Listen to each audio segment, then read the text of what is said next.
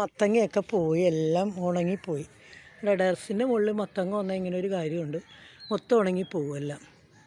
പിടിച്ചു വന്നപ്പോൾ ഞാനൊത്ത് നല്ല കാര്യമൊന്നും ഓർത്ത്, വലുതായി വന്നതാണ്, അങ്ങനെ വാടാൻ തുടങ്ങിയെല്ലാം.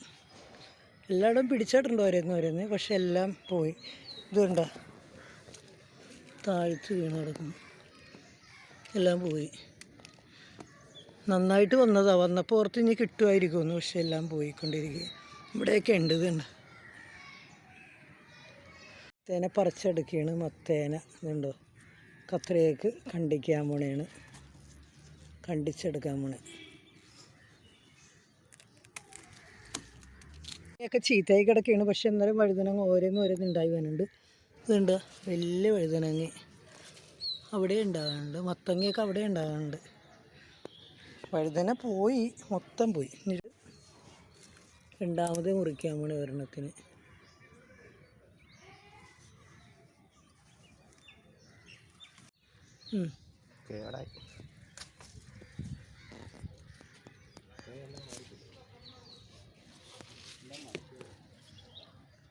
പൂവിൻ്റെ വേസ്റ്റൊക്കെ കൊണ്ടുവന്നിട്ടിട്ട് ഇതുണ്ട് ഉണ്ടായിക്കൊണ്ടിരിക്കണേന്ന്.